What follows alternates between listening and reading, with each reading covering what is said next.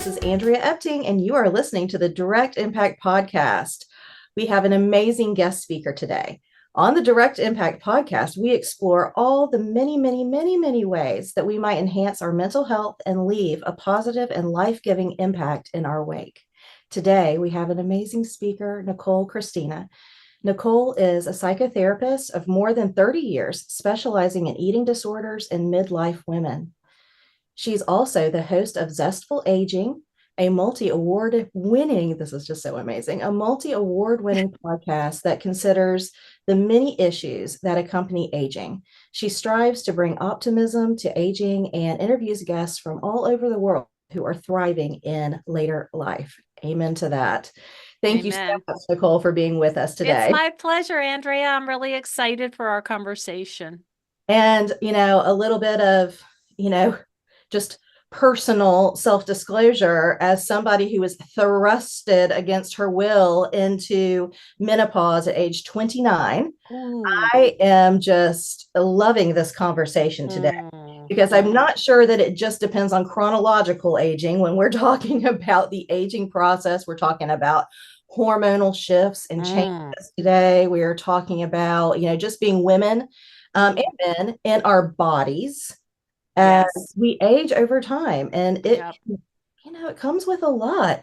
And Mm. specifically, how does that show up in mood, food, relationship to food, and Mm. disordered eating? So, take us from there. Like, why are we Mm. seeing disordered eating either exacerbated or Mm. manifest in later life? That's a great question. And if we step back for a moment and think about what is going on in midlife, and many of us, even if we're not clinicians, kind of have a sense that eating disorders like to show up around high school typically. Another time is the transition between high school and college. And we think, well, what's going on? And we think about there are a lot of adjustments, there's identity shifts, there's anxiety, there are losses, there's renegotiations of who you are. Here's Um, puberty. it's a whole new phase of life, and it's pretty jarring, I think is a word that most people would resonate with. And now let's go to midlife and we think about what's going on there. And our identities are all upside down now. And I joke sometimes, like, you get a pink slip as a parent. It's like, yeah, I don't need you anymore. We're done, which isn't actually true, but it can feel like that. And so now the things that many of us as women were invested our whole identities, our whole lives, our whole souls into, perhaps our work, parenting, being a good daughter, being a good partner, being a good friend. All of these things are now like kind of up for grabs, and it leaves a big vacuum for most of us. And then if we put on top of that, um, some of us, I mean, I haven't been in this category, but I have seen clients like this who have had a lot of attention for their physical attributes. Mhm. I have a friend, an old friend, who really looked like one of the classic models, Isabella Rossellini, and she got a lot of attention. And then it was quite evident that she was feeling very invisible after a while, that men weren't looking at her, and that was a loss. It was a hard adjustment, and it was just this like shifting of, well, if I'm not that, then what am I? I don't know. What are the roles? What now? I know that I have, depending on how old you are, 30, 40, maybe even 50 years ahead, there's no blueprint. So it can be a time of incredible anxiety. Nobody wakes up and says, "Hey, I think I'm going to have an eating disorder." And I get very bristly when I'm out in public at a social event. People say, "Oh, what do you do?" And I might mention this disordered eating, and they say, "Oh, I wish I had an eating disorder." And it's all I can do not to, like, say something not polite, because it is such a prison and such a heartbreak. And as a clinician, I'm watching these talented, lovely, wise, vibrant women boil their value down to whether or not they ate clean or if they had a donut and all of the angst about that. So that's, I guess, long story long, it's just a time of intense change. There's certainly losses. I mean, I'm not terribly fond of saying age is just a number. I think um, that kind of sugarcoats it. There are losses. I never knew what crepey skin was until one day recently I looked and I'm like, what's going on here? I was like, this doesn't look like me.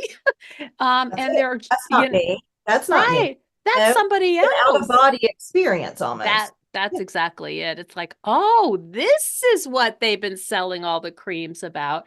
So, as a clinician, and I think you would resonate with this, I feel like my job is to really help people negotiate a fine line between recognizing the opportunities, which are many and are new and joyful, and mourning the very real losses. So that's why I don't say age is just a number, because it's so much more complicated. And I think that kind of negates some of people's difficulties adjusting. And then you mentioned menopause.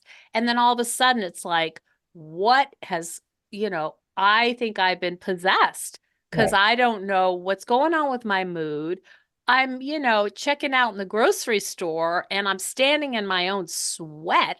What do I do now? Do I stay in the line? Do I just put my grocery cart aside? Like, what are you supposed to do? And it can feel also to people like a panic attack. So it brings on a lot of what is going on. Sleeping can be really a challenge.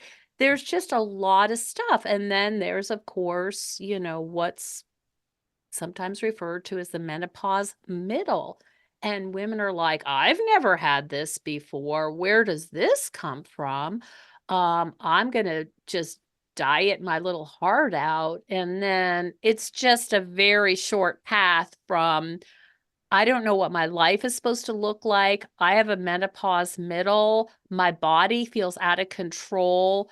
Kale smoothies and hours at the gym must be my best, you know, uh, how to address this.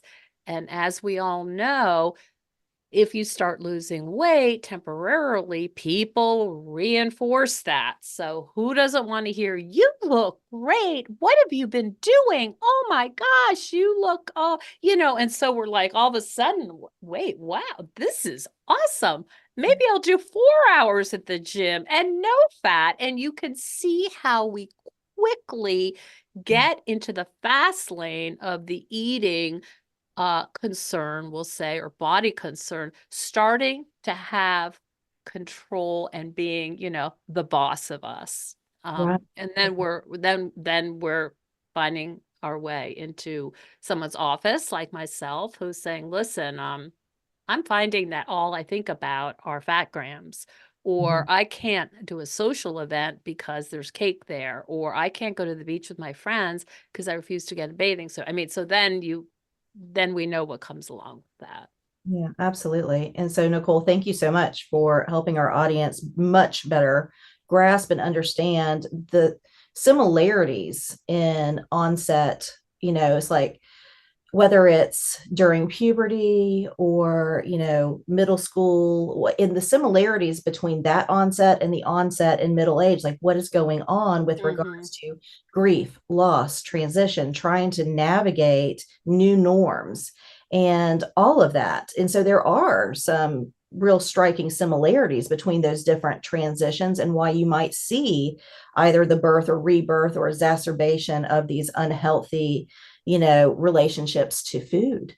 That's Um, right. And that's a great point you make. Sometimes what we're looking at is a eating problem that's been dormant. that things, you have your kids, you do your job, you do your thing, and it's just been kind of sleeping under the surface. It just pops up if things are really stressful. All of a sudden, you find yourself cutting out fat or going on a diet.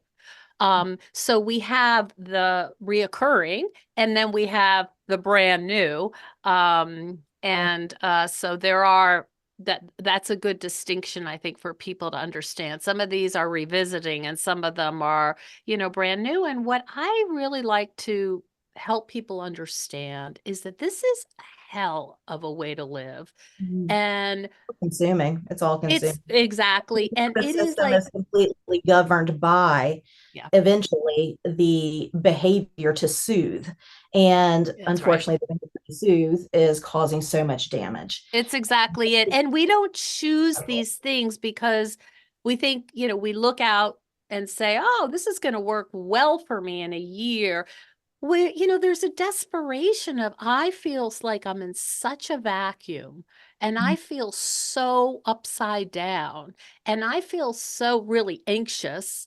I got to do something to put this fire out. And if you sit with somebody who is in this process, you can only feel compassion, because it is a prison, and it is, they can't get out. They don't feel like, okay, you know what? I'm done. I'm going to just, we're going to have a barbecue tonight. I'm going to eat the hamburger, whatever it is. I'll have the mocktail with juice that has sugar in it, whatever. It's fine. That's not what happens. And what happens is it gets so entrenched, and there's a way in which it's so self-reinforcing, and in some really kind of backwards way, it feels so good, so that you've got the situation where it's comforting on one hand and punishing on the other.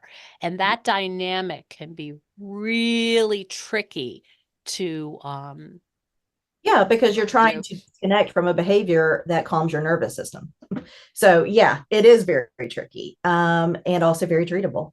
And I love that that's, what you're out there doing is teaching and educating and healing and treating, something that really goes unnoticed, I think, so often. And I love that you talk about that hormonal shift that can cause the middle-aged middle. And you can see, and you so well laid out how that can develop Oh, into for something that sure. becomes It's a, straight. I say to some people, this is one of my favorite expressions, like, it's overdetermined. There's like 30 good reasons why we ended up here. And I think when they see the logic of it, because they're like, why am I going along and then stopping at McDonald's, eating a whole bunch of stuff and then hiding the wrappers so when I get home, my partner doesn't know. And that seems crazy until we look at it just a little bit, and it makes all the sense in the world. And I think you probably agree with me. That's the beauty of therapy, Yeah, right? Is I do to agree. take a look at what seems crazy, and it doesn't take too long to say, look at how it's such a elegant solution. Um, and I think people really, that can be a real turning point when clients say, oh, yeah, I'm not crazy. This makes total sense. Also, I'm a social worker. So, given the context of where we live, what's happening in our world, the Instagram world, the Kardashian world, who wouldn't have an eating disorder? So, I try to also be playful when it's appropriate, and really help them understand that they didn't make this up. This is something that the air they've been breathing since they've been born, if they're girls And I'm and glad that you mentioned also like the social programming and the wiring and what's going mhm. on behind the scenes, just on the social level, much less interpersonal, not even mentioning childhood trauma and all the negative core beliefs that were dormant before this came to the surface. Yeah, our world doesn't say, hey, you're over 50. You're awesome. They say, things are droopy. Your skin is kind of, whatever. You're getting gray hair or any of this. It's like, yeah, we're good. You did your purpose. You had your kids, and you're invisible. So our society doesn't value already we're at a deficit, right? As women, we're struggling to be heard and seen. And now let's add on menopause, which people kind of get weirded out about. Europe and the UK much more advanced in conversations about menopause and its effects. And there's some great podcasts that I can reference for you if you want to learn more about that. But now, we were already struggling, and now, we're never going to look like 25-year-olds again. No amount of plastic surgery can ultimately, outrun biology. And so we find ourselves in quite a dilemma. Mhm. Mhm. Yeah. And no external shifts that you'll try to engage with will fix what is really going on or heal that grief and that loss. And so yeah, I think that's why people can become addicted to that as well. Um, Absolutely. yeah. And so thank you for that. Now talk to our audience a little bit about how to avoid becoming like obsessed with the two words that I can't stand because I work in the realm of mood and food as well, which is I love that. I had never heard nude in food. I was like, that's brilliant. Yeah. Yeah. yeah. And so like how do we really as women uh, hmm get away from that diet culture, get away from that, exercise, and it's because it's all about punishment. It's Yeah. all about not enough. And so yeah, help me and the audience understand a little bit more about that. Yeah, that's a really good question, like the $10 million question. So this is what I have been doing to some success and what I talk to my clients about. I'm going to do a presentation here in my town. And I'm thinking about how can I bring this in. Excuse me. I would ask people at this age, and this is not an easy question. It can provoke anxiety, but like, what's my legacy here? What are my talents? What are my gifts? What are my desires? What do I still want to do with this prime time? And there's even like podcasts and stuff called prime time. And what would it look like? And what if I valued my body for what it does for me, which is absolutely genius. We still don't understand a lot of brain functions, as you know. Um, and so an example. In about a month, I'm going to be walking a trail you may be familiar with called the Camino. It's in Spain, and it's a long walk. It's a pilgrimage from medieval times. And there's a movie about it with Martin Sheen called The Way, and many people take it on as sort of a spiritual walk. If you do the whole thing, it's 5 weeks. Now, I can't be away from my clients for 5 weeks, and so we're doing a 10-day part of it. But it's a challenge. I've been training for it, but there's a couple days that are 15 miles long, and that's going to be a challenge. It really, Yeah. truly will be. And so the question I'm asking is not like, what am I going to look like? Or am I going to look cute? Or am I going to wear makeup or whatever? My question is like, what anti-inflammatories might be the best one? What is the experience I'm seeking? I'm going with two other women who were all around 60. What what transformation? What richness? I've never been to Spain. And this is such a historical walk that the Romans used to walk it. It's a beautiful walk. And so the question is not like, is my butt look big in the shorts? It's, can I appreciate what I get to do and what my body will do That's it. at 62 years old. So Yeah. what I ask people to do is like, where is the joy? What really makes you just lit up? For me, it's walking my dogs in nature. I have a bunch of rescue dogs, and I will tell you, I am not a fan of the Apple Watch and these things like, I have a friend I walk with sometimes. She's telling me how many miles. I don't care. What I care about is that I'm in the trees. It smells great. My dogs are chasing squirrels, They could not be happier. I'm taking a mental health break from work. I'm seeing the sky, stuff is blooming, and I am in a state of absolute bliss. I'm not saying, are my thighs kind of jiggly or can she see my cellulite? I'm just like, I can't believe I get to be here. And so that's how I frame it. Okay. I love that. And what I am hearing you say is this aging process is an amazing opportunity to go inward instead of being so outward. Like, what am I reflecting? What am I projecting? It's like, no, go into that Mhm. space that says, what is my body doing well for me? How do I want to respect it? How do I want to be Mhm. grateful for it? The And miracle that it is. I mean, I can't believe how my feet can take me, miles and miles. They're tired and they complain, but my goodness, they still doing it. that act of gratitude right there, it it takes you inward and away from, like, how my body is looking to other people. It's what it Mhm. does for me. And you were talking about, like, the way that you walk, the way you experience that activity is you are allowing it to meet needs for you because you're important, not the way Aw. people perceive you. Do you know what I'm saying? Like, But I would so say, and important. I Yeah. think you would agree with me, Andrea, because we both live in this world and we both have an understanding about motivation stuff. It is a radical act not to hate your body.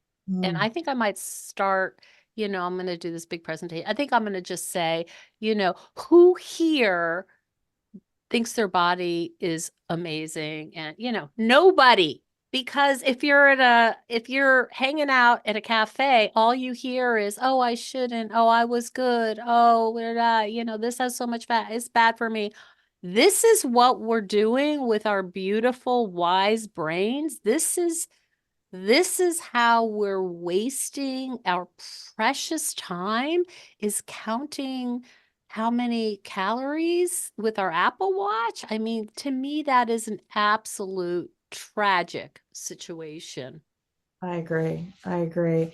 And so I think it is important that our audience understand, like, let's move away from this culture of focusing on the impermanent and the Mm. unimportant and move into something deeper. So it's like that invitation to move into something that meaningful. And the other piece of it, which gets people mad, which I'm trying to do, is who Trying to disrupt benefits? it. Get Who them. benefits from you hating your body? Let's think about that. Mm, mm, thank you. What would your call to action be for our audience? Mm. My call to action would be, I would ask people to think about their last days on earth and think about how they want to spend their precious life, and that there are reasons that they may be worried about body and stuff, but to see if they can, as you so nicely put it, focus on some of the inward needs and what would make them feel really great. It's not what might make me feel great or you feel great, but what really does it for you. And to consider that life is really short, and how do you want to use your precious energy? I think that's what I'd like them to think about.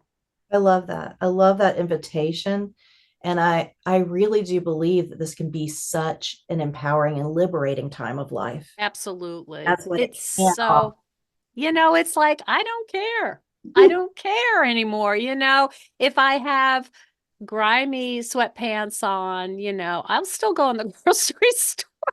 I'm not trying to be admired for my style, I'm just trying to live a life that feels somehow meaningful. You use that word, and also somehow significant, that I'm also being kind and being compassionate, and that feels like what I should be doing. Oh, I love it. I love it.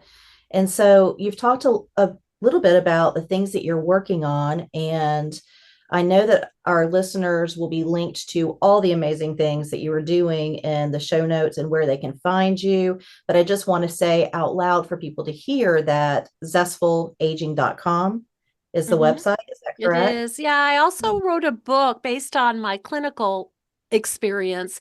For anybody who is interested in podcasting, I wrote a book on how to interview called Not Just Chatting, How to Become a Master Podcast Interviewer. That's gotten some really nice feedback. And I also do coaching around if you're starting a podcast or you want to be a guest, there's certain things that you want to know about, right? You don't just show up. And that can give, I hate this term, but I'm gonna use it anyway, value to the host and to the audience that make a difference. So, That's what it's you know, about. We're trying to offer value to here people. we are. Their And you can their contact me through the website. I love getting feedback about my podcast. I'm on like 360 episodes, and I'm going to be interviewing in Spain on the trail. Oh, Um, so we'll see how it goes. But I'd love to hear from people, and please shoot me an email and let me know okay. what So I it's can offer. Yep. zestfulaging.com Yep. and the Zestful Aging podcast. And they can send you an email and pick up Hmm. the book. And what's the title of the book again? Not just chatting, how to become a master podcast interviewer. And it takes a really different approach. There are other books out there on podcasting, but because I've been a clinician for so long, it's a lot about establishing safety and trust to begin with. And I know you know about that. So it's not an inquisition, right? It's really more of almost like a mini relationship. And what does that look like? And so it comes from a pretty different perspective. It's a little book, but people have been very they say it's been helpful. So I hope it can be helpful to people in your audience who are looking at starting a podcast. Oh, yeah. I love that. And so I just wanted to say that today, guys, we have been talking with Nicole Christina, and thank you so much, Nicole, because today you have absolutely made a direct impact, and we really appreciate it. Thanks so much, Andrea. It's been an absolute pleasure. All right. Have a blessed day.